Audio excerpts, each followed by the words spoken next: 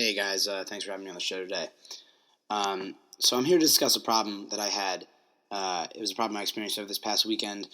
I was watching a movie, and all the characters were too engrossed in the ever-present technology they had to notice some of the things that were going on around them. People were choosing to live in the technology they had, as opposed to living in the moment. Nobody was talking to each other really. They didn't talk to each other directly, just through the screens that were in front of their faces. And it really made me think that our society is headed in the wrong direction with our use of technology. Now, if you hadn't guessed already, I'm actually describing a scene from the Disney Pixar movie WALL-E. The scene that I'm talking about shows two humans on floating chairs, too focused on their holographic screens to notice little WALL-E trying to get their attention.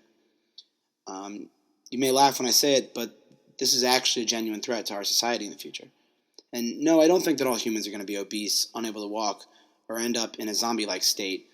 However, our society is currently heading towards having a complete lack of interpersonal skills and a dependence on technology for communication. The reason for this is because humans are using technology the wrong way and aren't really living in the moment. You, me, our friends, our family, everybody, we're all guilty of it one way or another. As time goes by and technology advances and becomes more accessible, we're forgetting to live in the present, and we're neglecting what's going on around us. Our society has created this problem in which people are slowly ceasing to be active in the present setting around them. And this is shown through the depletion and lack of interpersonal communication skills, the ever-presence of screens and technology, and the constant spread of information. What I'm proposing is that the government and our society creates an age minimum for kids to have a cell phone and access to social media, and also decrease the accessibility of social media to those who do have the privilege and are of age. And as a society, it's imperative that we change our ways because we are becoming too dependent on technology for human interaction. The need for change is essential now because as time goes by, kids learn less and less of the social skills needed for face-to-face communication, instead learning how to interact with others from behind a screen. Quote, "It is a result of hours of TV, video games, texting, and Facebook.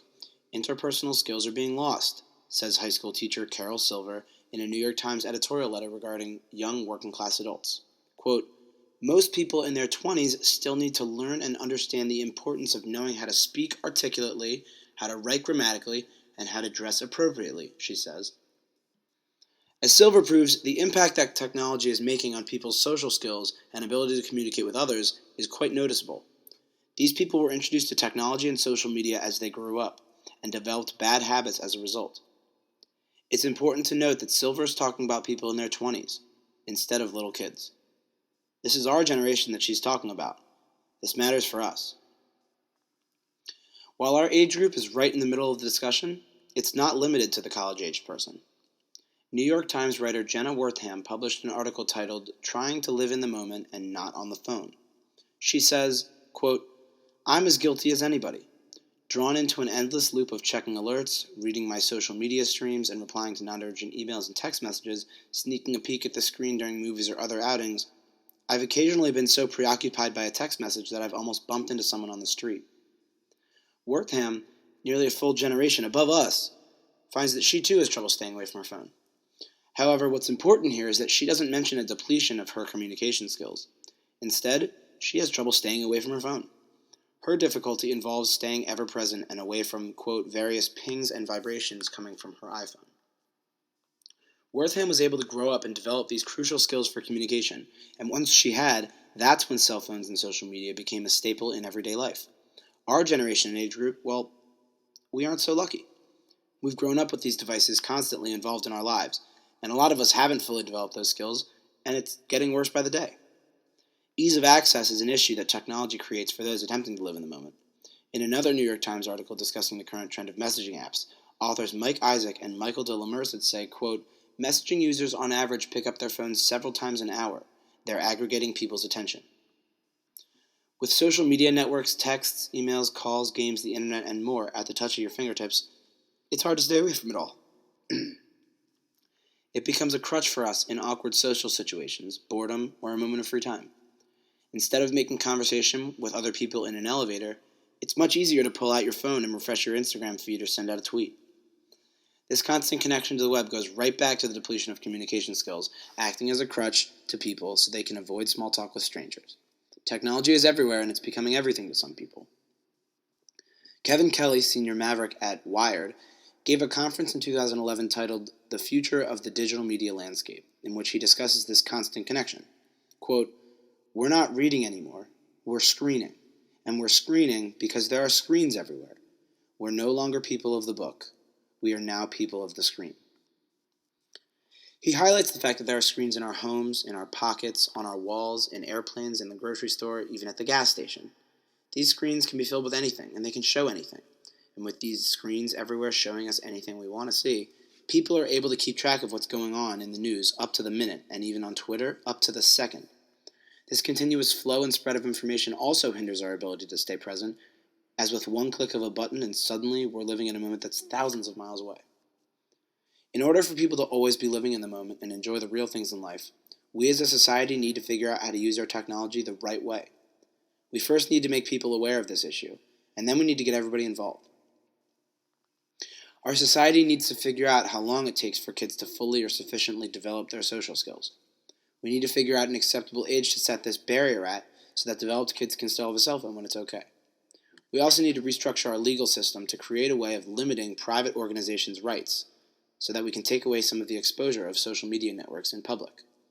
We should look into placing sanctions on the phone companies so that these companies eliminate social media networks from cell phones, thus restricting them to computers and making them less accessible to people while in public. Going back to this age minimum, everybody that's born before a certain date will be grandfathered in and will be allowed to have a social media account and cell phone.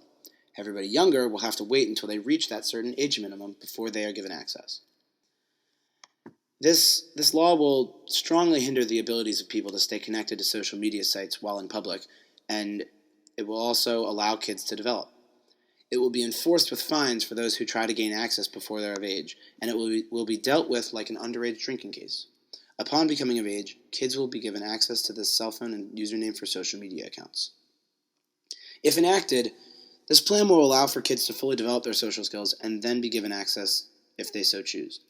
In addition, it will limit the access that people, both kids and adults, have to social media sites, therefore making them less omnipresent in our everyday life. It will keep people's faces out of their phones, and it will allow them to absorb what's going on around them in the real world. If this change is made, the obvious disadvantage is that younger people will cease to have communication with their parents from a cell phone until they reach the approved age. However, the advantage here is that they will fully develop the personable skills they need to ensure that our society doesn't end up like those people in WALL-E. In addition, cell phones haven't really been around that long, so most adults understand what it's like to go without them for a little bit of childhood. Those who argue will be going against the same principle that underage drinking laws are based on. It's detrimental to the health of kids. I don't expect this podcast to be the tipping point of the change in our culture. That's why the primary action that we need to take is spreading awareness.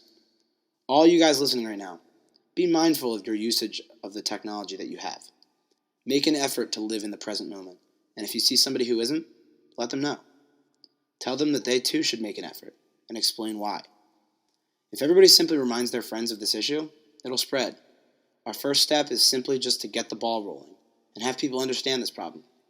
We can then move forward with power and traction and make things happen. Eventually, in the long run, this will lead to the very important change in the way that our society acts and behaves. In conclusion, our society is not doing a good job of living in the moment. Should we implement plans of a legal age for which one has access to a cell phone and social media? This would help our society stay in touch with our social skills needed for that crucial interpersonal communication. It also would help people to stay in their present environment, as opposed to keeping their face in their phone and ignoring the things around them. Thanks again for having me on the show today, guys. I really appreciate it. But you'll have to excuse me. I have a bunch of Snapchat stories I need to go watch, and I also have to update my Facebook status.